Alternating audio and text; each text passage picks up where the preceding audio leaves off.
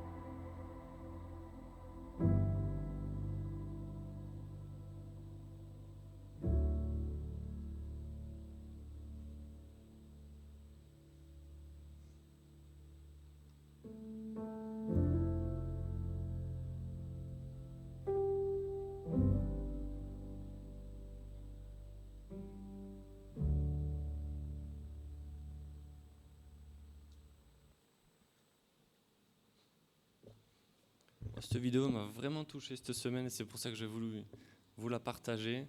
Elle est vraiment très très riche. On voit l'amour de Dieu, ce qu'il est, cette création magnifique qu'il a créée pour nous. Et voilà, je voulais vous inviter à vous lever pour chanter ce premier chant, Infiniment grand. Et après, on chantera aussi Dieu Tout-Puissant.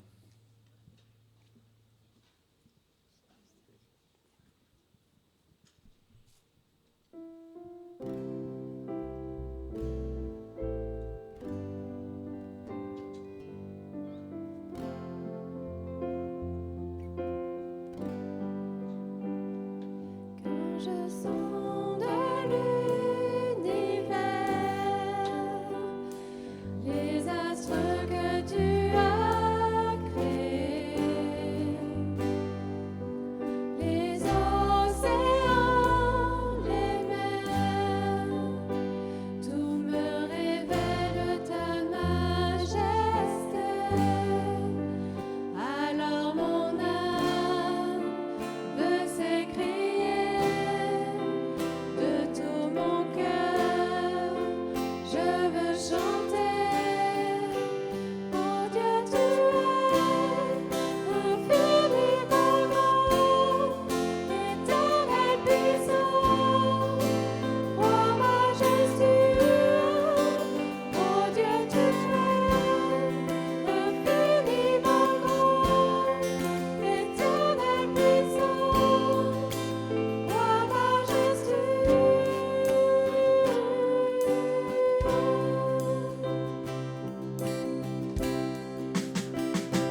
Quand je songe que tu m'as fait, que tu t'es révélé à moi, que pour moi tu as tout créé, tout me révèle ta bonté. Alors mon âme veut s'écrier. De tout mon cœur, je veux chanter. Alors mon âme veut s'écrier. De tout mon cœur, je veux chanter. Oh Dieu, tu es infiniment grand, éternel puissant, roi majestueux. Oh Dieu, tu es infiniment grand, éternel puissant, roi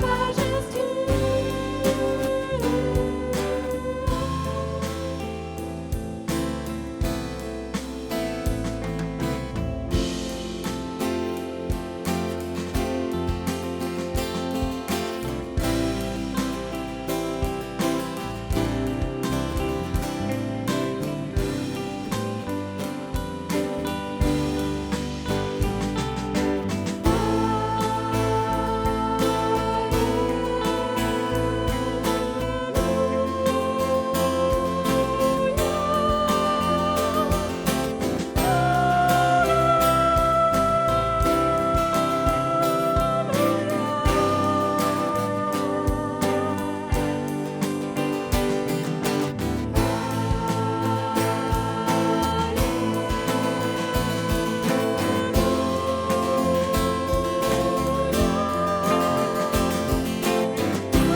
tu es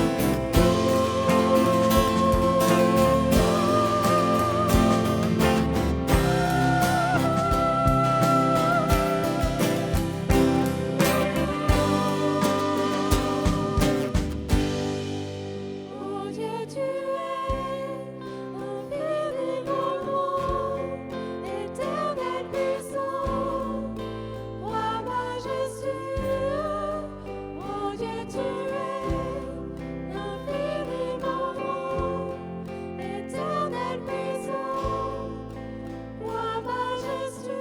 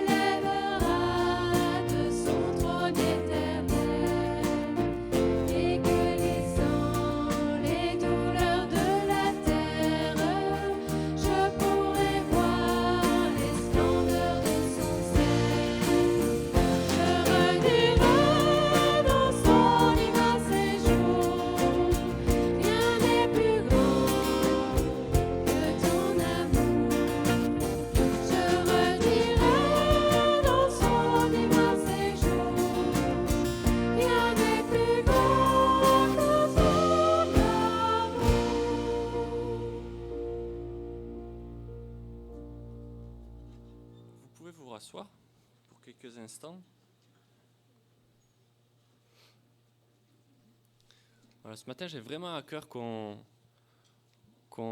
voit un peu la grandeur de Dieu, son amour, ce qu'il a fait pour nous. Et Dieu, quand il nous aime, il le prouve. Ce n'est pas que des paroles.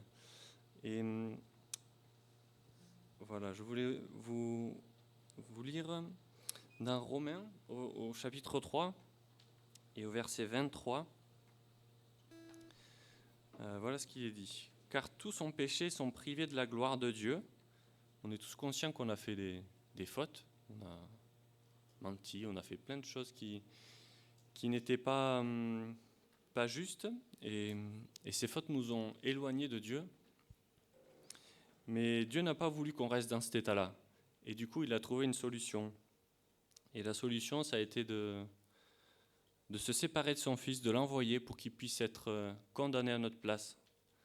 Alors voilà, nous avons été privés de la gloire de Dieu, mais par contre, nous sommes gratuitement justifiés par sa grâce, par le moyen de la rédemption qui est en Jésus-Christ. Et alors maintenant, on pourrait prendre 2 nouveaux chants, toujours sur l'amour de Dieu. C'est l'amour de Dieu de loin surpasse ce qu'en peut dire le cœur humain.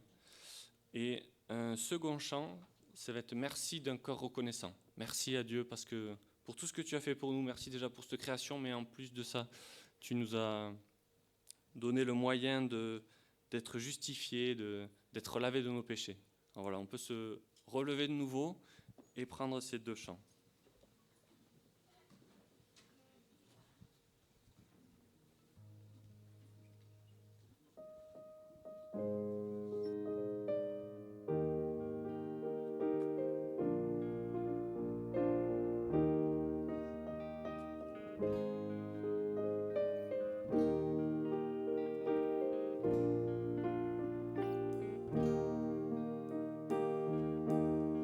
L'amour de Dieu de loin surpasse ce qu'en peut dire un cœur humain. Il est plus grand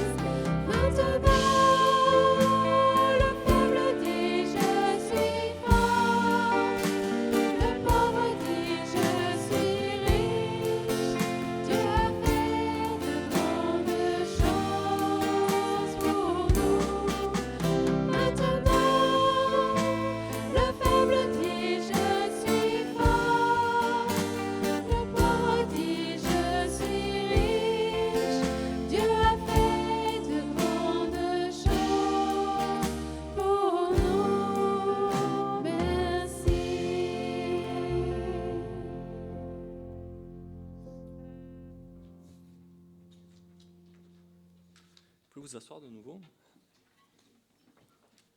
Et je voulais vous partager un autre verset dans Romains, un tout petit peu plus loin, de celui qu'on a vu tout à l'heure. C'est Romains 5, au verset 6.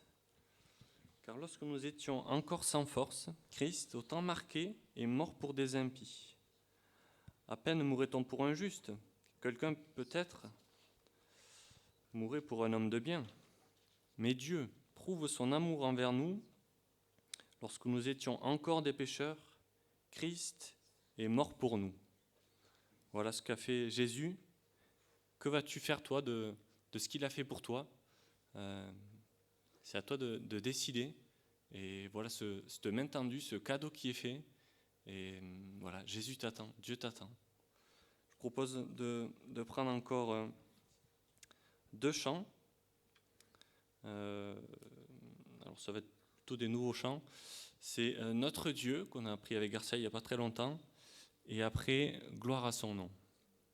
Alors on peut se relever pour chanter ces 2 prochains chants. Et puis après, les enfants vont monter. Et les petits-enfants, jusqu'à 6 ans à peu près. Et on aura un message.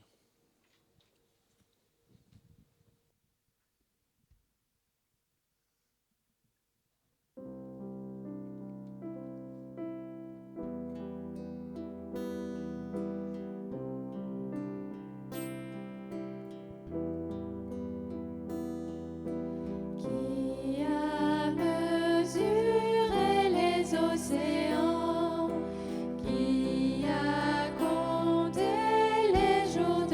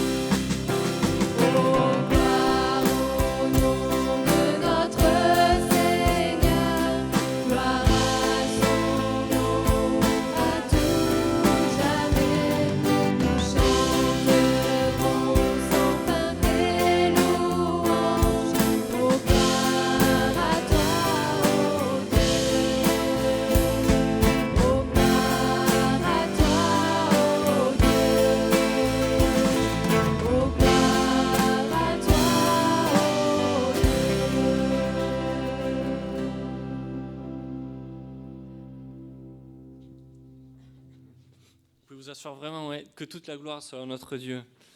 Alors, ça va être maintenant le moment pour les enfants de monter, pour les petits. Et nous, Josias a préparé un message pour nous. Alors, je l'invite à venir.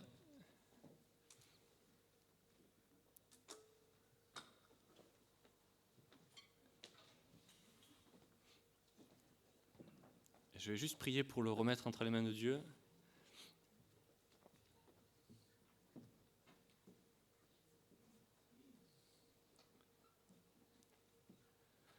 Oui, Père, vraiment, ouvre nos cœurs pour ce message que tu as préparé pour nous au travers de Josias. Vraiment que nous puissions être attentifs à ce que tu veux nous communiquer ce matin. Au nom de Jésus. Amen.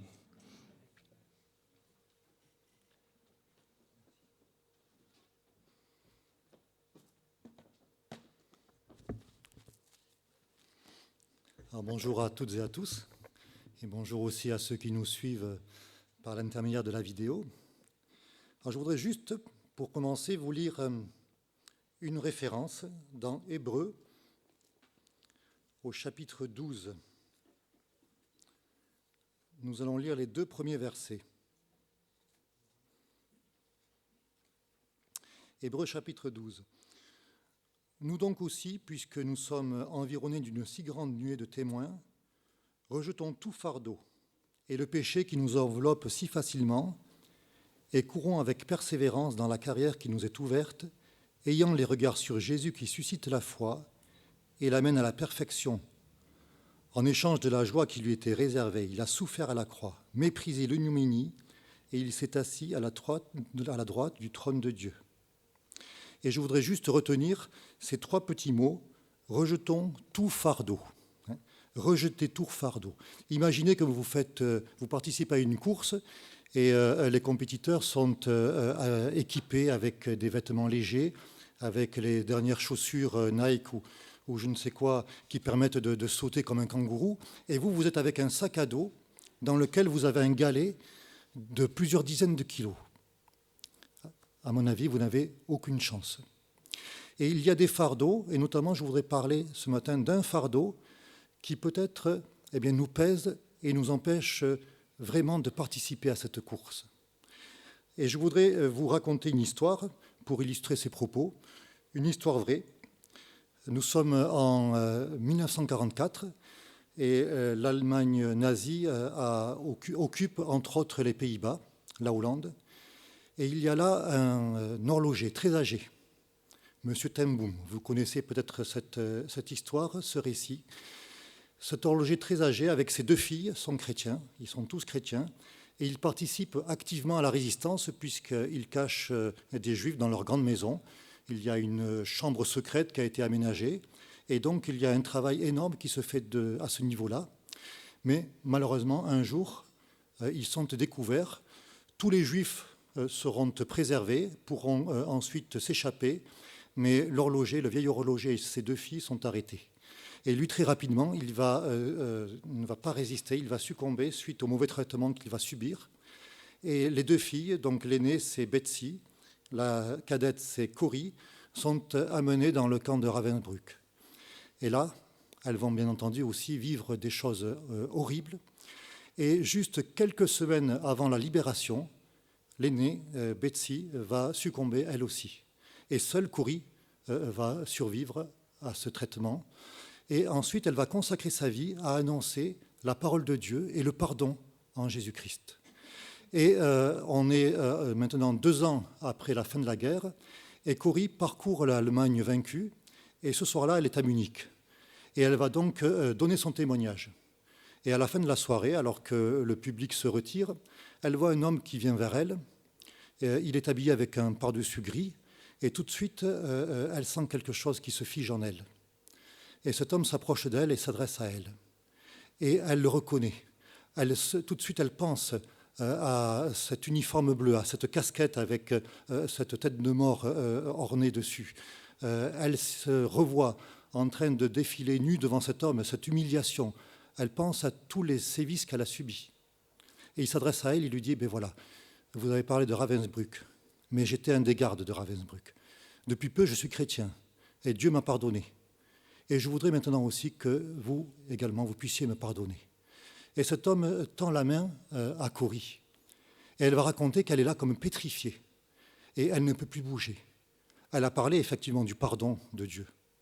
Mais maintenant, accorder son pardon à cet homme, eh bien, c'est beaucoup trop difficile pour elle.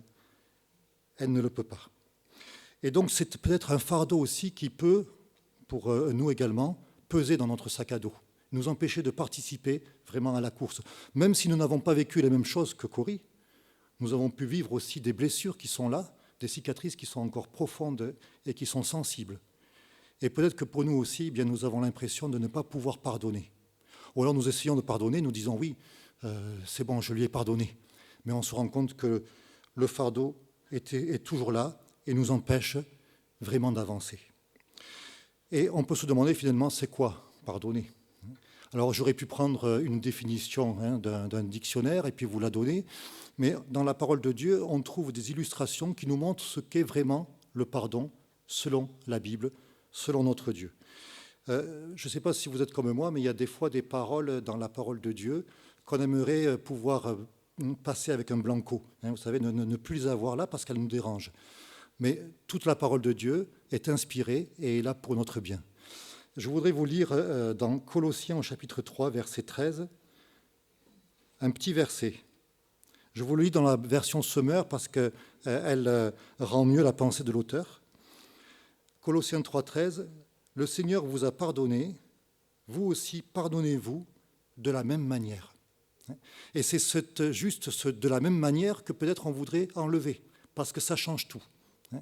Le terme qui est utilisé ici, on pourrait le traduire par « dans les mêmes proportions ». Dans les mêmes proportions que Dieu en Christ vous a pardonné, eh bien vous aussi pardonnez. Ou encore conformément au pardon de Christ. Ou alors à la hauteur du pardon de Christ. Voilà ce que le terme veut dire. Et donc si on veut être débarrassé de ce fardeau, de ce galet pesant, eh bien il faut regarder au pardon que en Christ Dieu nous accorde. Alors bien sûr, c'est infini. C'est un sujet qui nécessiterait des jours entiers. Et je ne voudrais pas être trop long si vous avez un poulet en train de rôtir au four, que vous ne le retrouviez pas carbonisé. Donc je voudrais juste retenir avec vous 3 points qui peuvent nous aider à nous aussi pardonner à ceux qui nous ont fait du tort. Et pour cela, nous allons prendre un autre texte dans Matthieu, au chapitre 18.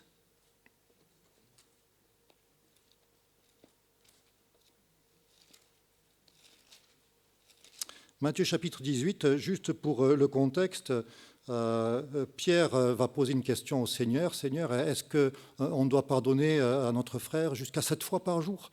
Alors, il est très, très heureux de pouvoir dire jusqu'à 7 fois parce que la tradition, en se basant notamment sur Amos, voulait que, au bout de 3 fois, c'est plus la peine de pardonner, ça ne sert plus à rien. Et Jésus va lui faire une réponse, il va lui dire non pas 7 fois par jour, mais 70 fois 7 fois.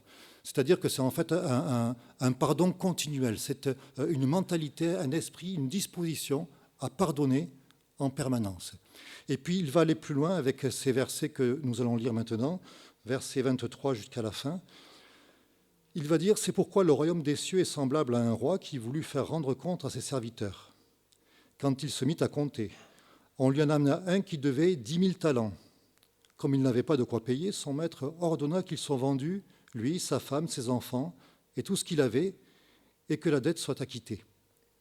Le serviteur, se jetant à terre, se prosterna devant lui et dit « Seigneur, aie patience envers moi et je te paierai tout. » Ému de compassion, le maître de ce serviteur le laissa aller et lui remit sa dette. Après qu'il fut sorti, ce serviteur rencontra un de ses compagnons qui lui devait 100 deniers. Il le saisit et l'étranglait en disant « Paie ce que tu me dois. » Son compagnon, se jetant à terre, le suppliait, disant « Aie patience envers moi, je te paierai. » Mais l'autre ne voulut pas. Il alla le jeter en prison jusqu'à ce qu'il ait payé ce qu'il devait. Ses compagnons, ayant vu ce qui était arrivé, furent profondément attristés et ils allèrent raconter à leur maître tout ce qui s'était passé. Alors le maître fit appeler ce serviteur et lui dit « Méchant serviteur, je t'avais remis en entier ta dette parce que tu m'en avais supplié. Ne devais-tu pas aussi avoir pitié de ton compagnon, comme j'ai eu pitié de toi ?» Et son maître, irrité, le livra au bourreau jusqu'à ce qu'il ait payé tout ce qu'il devait. C'est ainsi que mon Père céleste vous traitera si chacun de vous ne pardonne à son frère de tout son cœur. » Alors, autant le dire tout de suite, la dette que ce premier serviteur doit à son maître est astronomique. Peut-être que vous avez une version qui parle de 60 millions de pièces d'argent. Alors, pour vous donner un aperçu, une pièce d'argent équivalait à une journée de salaire d'un ouvrier. Donc 60 millions de journées de salaire, voilà ce que devait cet homme. Alors j'ai fait un petit calcul, ça correspond en travaillant tous les jours, donc on oublie les jours fériés, les vacances, etc., en ne gardant rien pour ses besoins, ça correspondait à 160 000 années de dette, de remboursement. Donc ça fait quand même un petit peu beaucoup, autant dire que c'est impossible à rembourser. Et ça nous donne une première indication sur le pardon que notre Dieu en Christ nous a accordé. Pardonner, ce n'est pas minimiser la faute, ce n'est pas l'excuser. On voit que le roi, lorsqu'il s'adresse à ce serviteur, ne commence pas à lui dire « Bon, ben, cette dette, c'est rien, bon, c'est pas grand-chose finalement ce que tu me dois. » Non, il ne parle absolument pas de cela. Parce que pardonner, ce n'est pas chercher à maquiller la vérité pour atténuer la faute. Ce n'est pas non plus chercher à habiller la faute d'un vêtement éclatant pour essayer de la dissimuler. Pardonner, c'est en fait réaliser que la faute est là et que, bien souvent, elle est immense. Et quand on regarde le pardon de Christ, le pardon de Dieu à la croix, on voit que Christ n'a pas minimisé notre faute. Et nous l'avons encore lu ce matin avec Luc, nous voyons que tous ont péché. La Bible dit tous ont péché et sont privés de la gloire de Dieu. Et en Christ, Dieu a pris toutes nos fautes, tous nos péchés, dans toute leur horreur. Il connaissait en plus parfaitement cette coupe qu'il allait boire. Et donc il savait parfaitement ce qu'il allait subir. Et il n'a pas minimisé notre faute. Il n'a pas cherché à l'excuser. Mais il a tout pris en totalité. Je voudrais juste vous montrer deux références. La première dans le psaume 37, verset 25. Vous connaissez ce verset. « J'ai été jeune, j'ai vieilli, et je n'ai pas vu le juste être abandonné. » Et la deuxième référence dans Marc chapitre 15, verset 34, alors Jésus est sur la croix du Calvaire, et à la 9e heure, Jésus s'écria d'une voix forte, « Mon Dieu, pourquoi m'as-tu abandonné ?» D'un côté, je n'ai pas vu le juste être abandonné, et ensuite nous voyons le Christ, lui le seul juste, s'écrier « Mon Dieu, pourquoi m'as-tu abandonné ?» Est-ce que Jésus n'était pas juste ? Le centenier, rappelez-vous, lorsqu'il a vu Jésus mourir, il s'est dit « Mais assurément, cet homme était injuste. » Lorsque Jésus était dans le tribunal avec Pilate, la femme de Pilate est venue avertir son mari qu'il n'y ait rien entre toi et ce juste. Et Pierre va dire « Eh bien, lui est mort, lui le juste, pour des injustes. » Sauf qu'à ce moment-là, il a été abandonné de Dieu, son Père, parce qu'il était couvert de nos péchés, de nos injustices. Et tout ce que nous sommes, eh bien, Jésus l'a pris sur lui. Et nous pouvons penser à tout ce que nous sommes, et nous nous connaissons, à peut-être nos mensonges, à peut-être nos tromperies, nos calomnies. Nous pouvons penser à tout ce qui se passe dans le monde, et souvent on est horrifié par tout ce qui se passe. Tout cela, eh bien, Jésus l'a pris sur lui. Il n'a pas minimisé la faute, il a pris cela sur lui. Pierre va dire, il a souffert, lui, le juste, pour les injustes. Et Paul va dire en 2 Corinthiens, chapitre 5, verset 21, « Celui qui n'a point connu le péché, Dieu l'a fait devenir péché pour nous, afin que nous devenions justice de Dieu. » Une autre version va dire, « Celui qui n'a point connu le péché, Dieu l'a traité en pécheur pour nous, pour que nous puissions être justes de la justice de Dieu en lui. » Le seul juste qui a accepté véritablement d'être abandonné de Dieu pour nous. Souvent, on va avoir tendance à minimiser nos fautes. Et c'est quelque chose qui est dans le cœur de l'homme et qui revient sans cesse. Et que nous soyons enfants de Dieu ou que nous ne soyons pas encore chrétiens, très très souvent, nous avons ce réflexe de minimiser nos fautes. Vous connaissez ce passage, cet exemple que Jésus va donner. Il parle de ces hommes qui sont dans le temple en train de prier. Le premier, un pharisien, va dire « Seigneur, merci parce que je ne suis pas comme les autres. » Et puis il va faire la liste de tout ce qu'il fait. Et il est fier de lui. il met en avant sa propre justice. Et puis il y a ce second qui est, lui, au contraire, à l'opposé, qui n'ose pas lever les yeux au ciel et qui s'écrie « Mais Seigneur, sois apaisé envers moi, je suis un pécheur. » Mais que nous soyons comme le premier, et si nous sommes un petit peu honnêtes, souvent nous sommes comme le premier. Nous nous considérons souvent mieux que les autres, et c'est facile. Il suffit de regarder celui qui est pire que nous, on peut le trouver, et puis on est content, et on se trouve très très bien, et on se justifie ainsi. Mais que nous soyons comme le premier, que nous soyons comme le second, ou encore que nous soyons totalement détachés de cela, on n'y pense pas. Nous avons tous besoin du pardon de Dieu. Et ce pardon, Christ l'a acquis à grand prix sur la croix du Calvaire. Et regardez ce premier débiteur. Il va se prosterner aux pieds de son maître. Il lui doit 167 000 années de travail, 60 millions de pièces d'argent. Qu'est-ce qu'il va lui dire ? Mais Seigneur, attends, je vais tout te payer. Quelque part, fais-moi un petit crédit, 167 000 années, si possible sans intérêt, et je te paie tout. Sauf que c'est impossible. C'est impossible. Et en Jésus-Christ, Dieu a pris toute notre faute. Et le pardon, il nous l'a acquis. C'est un pardon total qui est basé sur tout ce que nous avons fait. Et le premier point, donc, pardonner, ce n'est absolument pas minimiser la faute. Et puis, une deuxième chose aussi que nous apprenons dans ce texte, c'est que cette dette immense, qu'est-ce qu'elle devient ? Pour le débiteur, pour celui qui lui doit cela, c'est cadeau. Ça ne coûte rien. Mais pour le roi, c'est perdu. Et le deuxième point, c'est que pardonner, ça coûte. Pardonner, ça coûte quelque chose. Lorsque le maître lui dit « je te remets ta dette », ça veut dire qu'il accepte, lui, de perdre cela.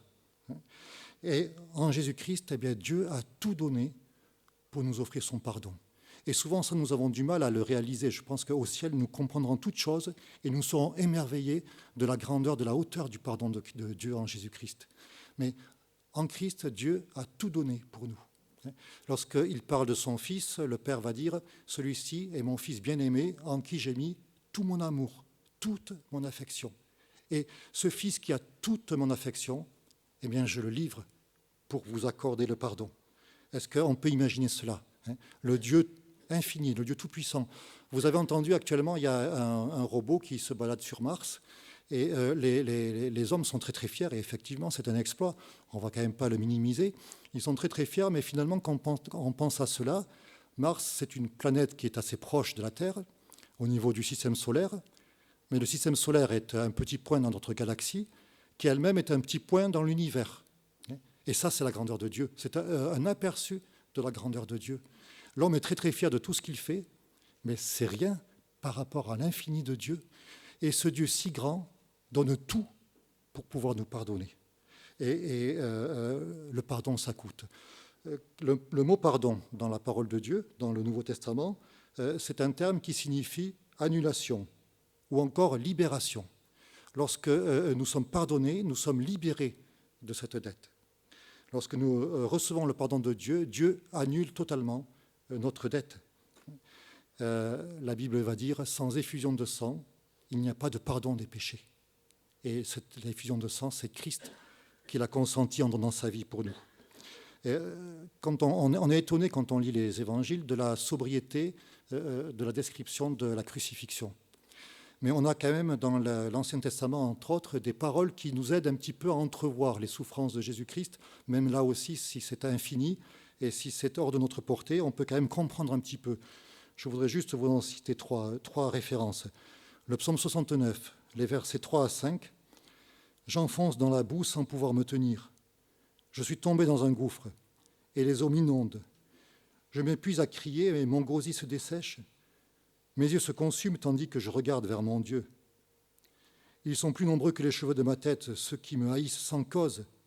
Ils sont puissants, ceux qui veulent me perdre, qui sont à tort mes ennemis. » Et puis il est toujours ce psaume, les versets 8 et 9.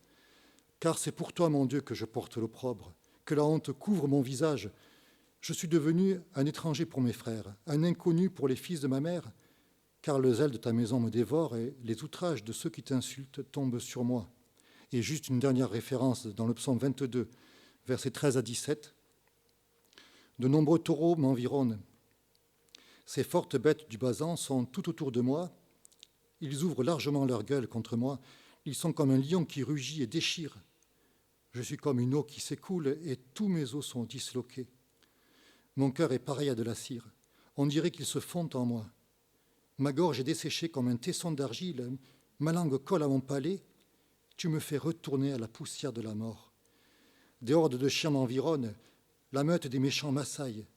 Ils ont percé mes mains, mes pieds. Je pourrais compter tous mes os. Eux, ils me regardent, ils me toisent. Ils se partagent mes habits. Ils tirent au sort ma tunique. Vous voyez, quelques passages qui nous aident à comprendre un petit peu ce que ça a coûté à Christ pour notre pardon. Et pardonner, ça implique un sacrifice. Et ne pourra pardonner que celui qui accepte ce sacrifice, cette perte. Ou sinon, ce n'est pas possible. Lorsque Jésus était sur la croix du Calvaire, il a prononcé plusieurs phrases.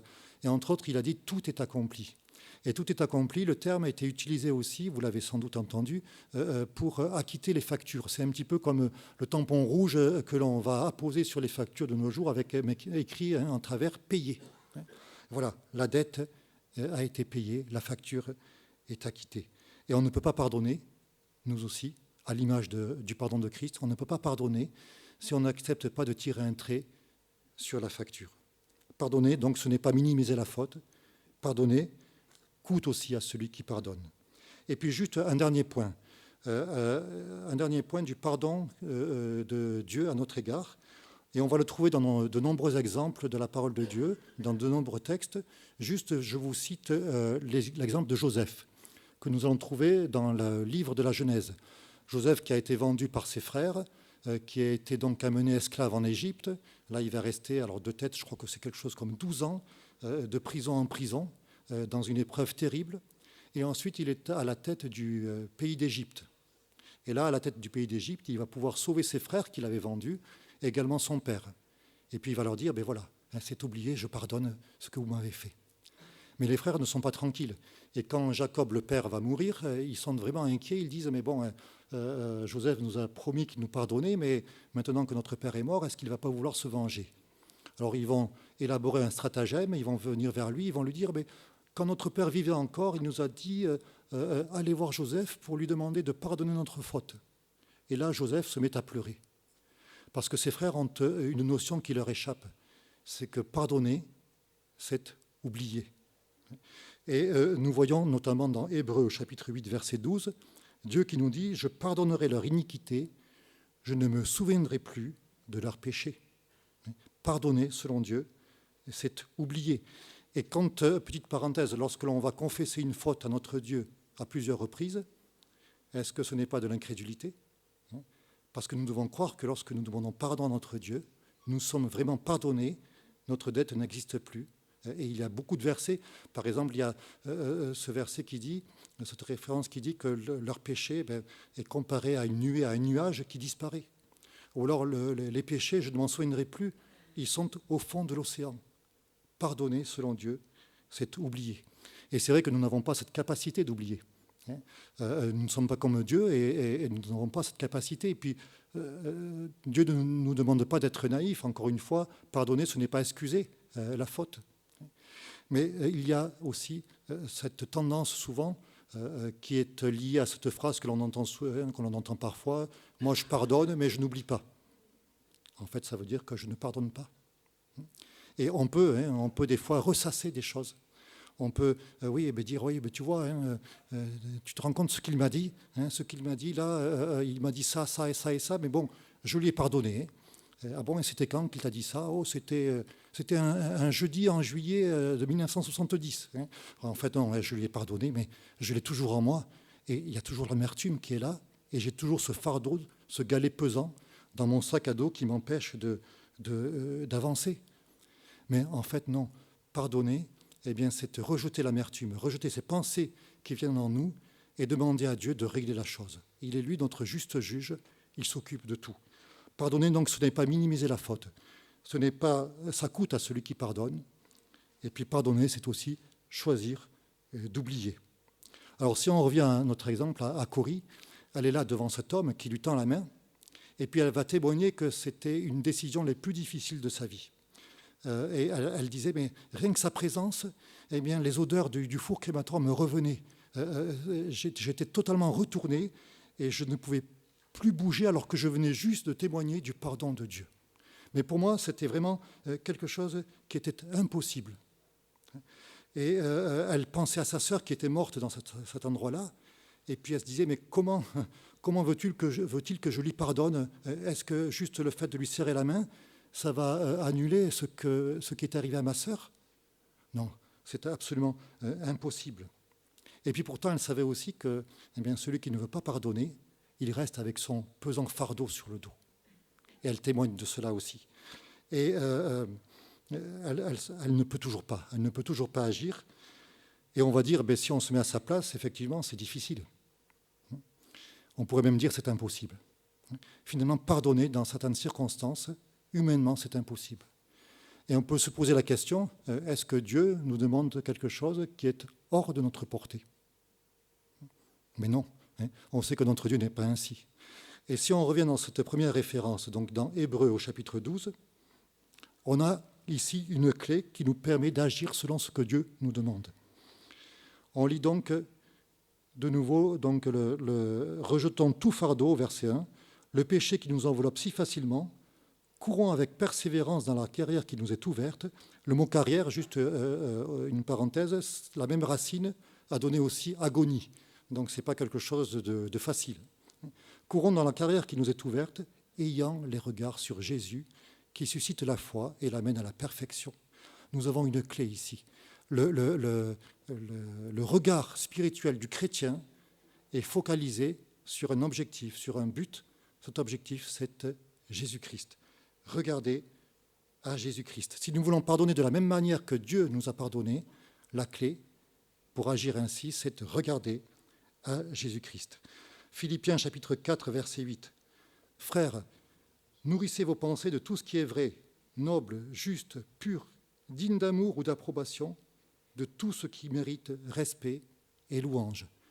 Si on regarde en détail, ce qui est vrai, noble, juste, pur, digne d'amour ou d'approbation, qui mérite respect et louange, tous ces qualificatifs nous montrent encore Jésus-Christ. Nourrir nos pensées de Jésus-Christ, regarder à Jésus-Christ, voilà ce qui nous permet d'obéir aux commandements qui sont humainement impossibles et que Dieu nous demande. Et chaque fois que nous ne sommes pas disposés à faire ce que Dieu nous demande de faire, nous devons filtrer nos pensées avec la parole de Dieu. Quelqu'un a dit que la parole de Dieu, on peut la comparer à un filtre. Si vous voulez boire une eau pure, il faut que l'eau ait été filtrée de façon naturelle avec de la roche ou alors de façon artificielle. La parole de Dieu, c'est cette roche qui filtre nos pensées.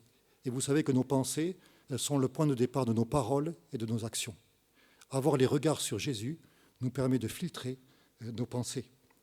Jésus va dire en Luc chapitre 6, verset 27, « Aimez vos ennemis, faites du bien à ceux qui vous haïssent.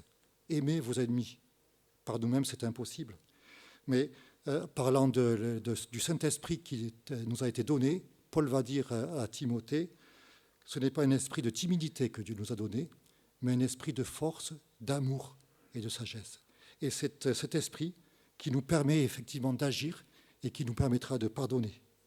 Alors juste pour conclure, qu'est-ce qui est arrivé à Cory, la fin de l'histoire. Donc elle est là, et c'est vrai qu'elle va dire que la guerre était finie, mais en au-dedans d'elle, il y avait cette guerre qui faisait rage. Et avec consternation, elle se rend compte qu'elle ne peut même pas tendre la main pour la serrer à cet homme, elle ne peut pas pardonner. C'est impossible pour elle, et elle a eu ce bon réflexe que nous devons tous avoir, c'est de prier. Seigneur, aide-moi à lui pardonner. Mais malgré ça, elle n'arrivait pas non plus. Elle ne pouvait pas bouger. Elle a prié à nouveau. Seigneur, pardonne-moi parce que je me rends compte que je ne peux pas lui pardonner et c'est un péché parce que je n'obéis pas à ce que tu me demandes. Pardonne-moi et donne-moi un petit peu de ton pardon. Et elle va témoigner qu'elle a serré la main de cet homme. Et au départ, c'était vraiment difficile pour elle. Et puis elle a senti comme un courant électrique qui est passé de son épaule jusqu'à sa main et elle s'est sentie remplie d'amour pour cet homme, pour cet étranger. Et elle va dire ceci, qui est très important. Elle va dire, j'ai découvert à ce moment-là que la guérison du monde, ma propre guérison, ne repose pas sur mon pardon, ne repose pas sur notre pardon, sur notre vérité, mais repose essentiellement sur le pardon et la bonté de Jésus-Christ.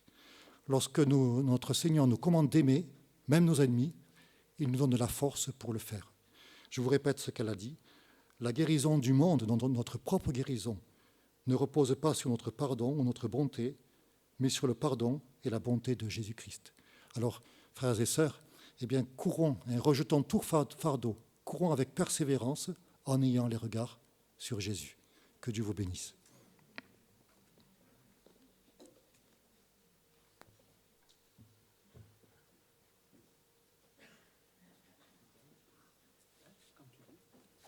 Alors, merci à Josias pour le message. On va peut-être dire au revoir à ceux qui nous suivent en ligne. Merci de nous avoir suivis. Et je vais appeler Alain si tu peux nous donner les...